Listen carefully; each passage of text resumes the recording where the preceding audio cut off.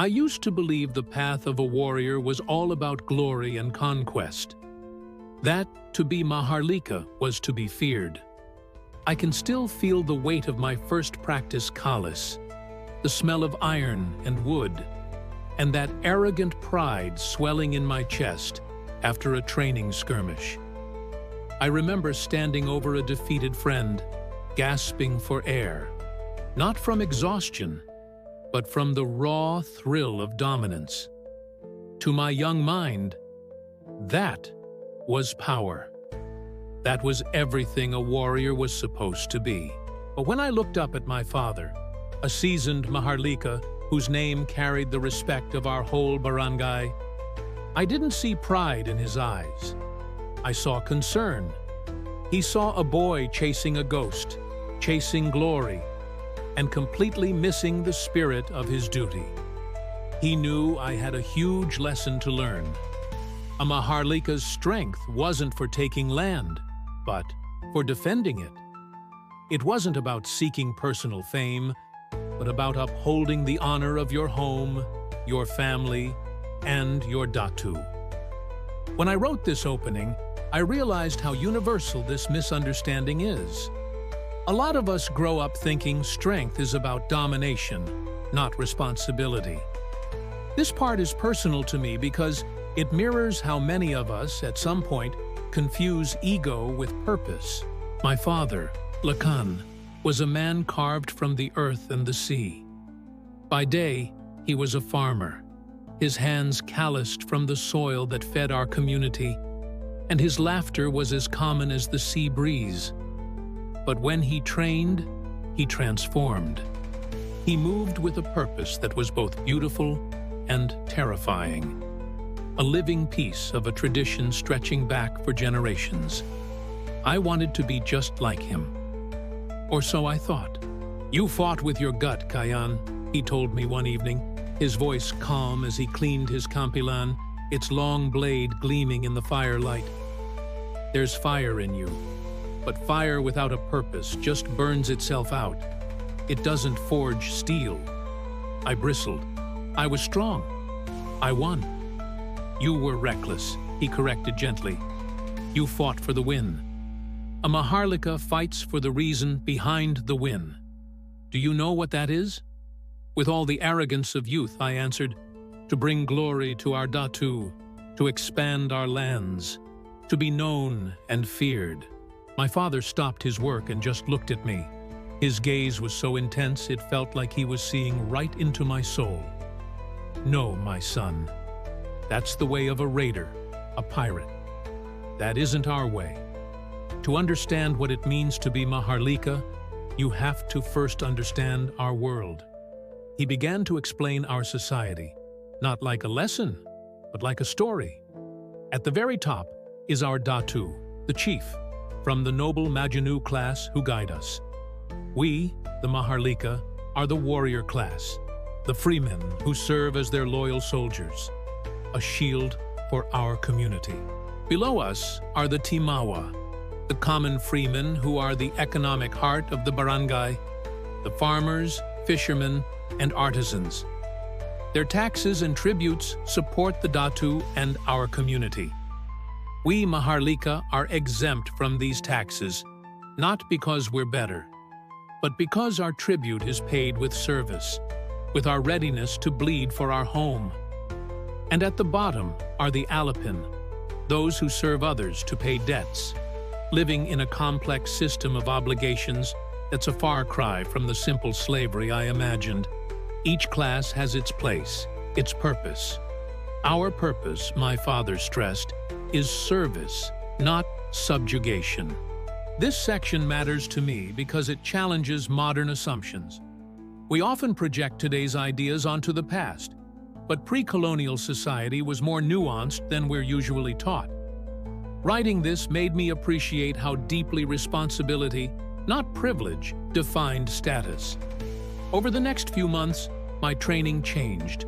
My father taught me not just how to fight, but why we fight. He started taking me to the fields at dawn, showing me the hard labor it takes to coax life from the soil. "This is the first duty," he said, his hands deep in the earth. "We're farmers and fathers first. We aren't a standing army, waiting for a war to give us meaning. Our meaning is right here, in the land that feeds us, in the families we protect." He showed me that our loyalty is a conscious choice. A Maharlika is a freeman. We have the right to leave our Datu's service, but it's not a simple thing to do. It means hosting a great feast in the Datu's honor and paying a large sum in gold, a public declaration that you're severing that sacred bond. Loyalty, he said, was our currency, more valuable than any spoil of war. Then he taught me about our weapons. See, a Maharlika brings his own arms to a fight. There's no state armory that equips us.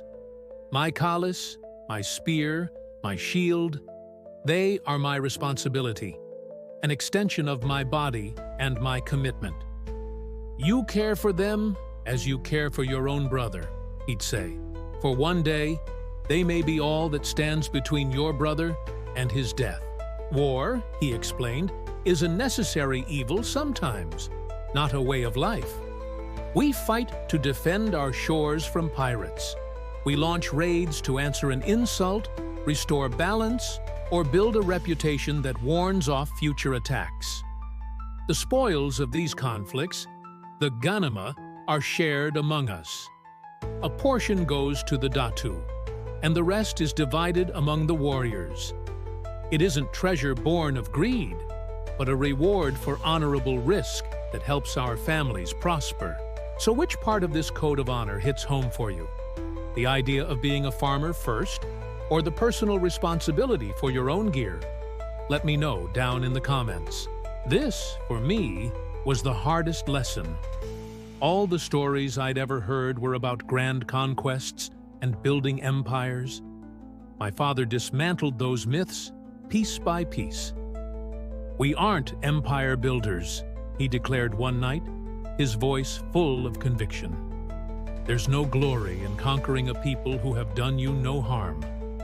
True honor is found in the unwavering defense of your home. It is the courage to stand before a wave and say, 'You will not pass.' This, Kayan, is the soul of the Maharlika." I lingered on this part because it feels especially relevant today. The idea that worth comes from protection, consistency, and quiet responsibility, not expansion or dominance, is something we've lost and desperately need to remember. That lesson came to life sooner than I ever could have imagined. A warning came from a fishing village nearby. Raiders, known for their brutality, were sailing for our shores. They weren't interested in honor or balance. They just wanted plunder, slaves, and destruction. The gongs echoed through the barangay, but there wasn't panic, just this quiet, determined resolve. I watched my father. He didn't just rush for his weapons. First, he went to my mother, spoke to her in a low voice, and touched my head with a firm hand. Then, he gathered his gear. I didn't see a bloodthirsty warrior. I saw a protector, steeling himself for his duty. He turned to me. "Stay with the second line.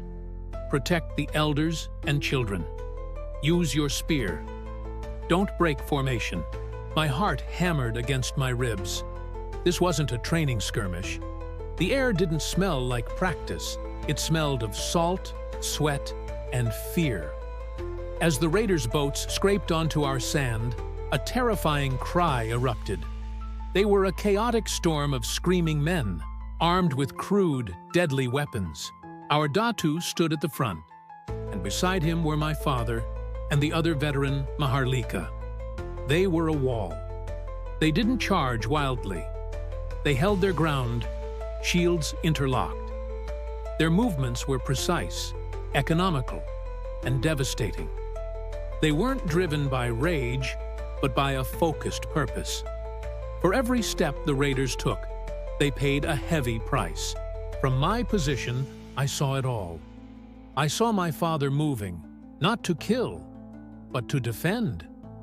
He parried a blow that would have struck his neighbor. He used his shield to make an opening for another warrior. He was part of something bigger, a single body moving to protect the whole.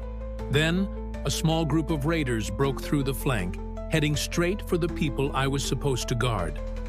My blood ran cold, but my father's words echoed in my mind.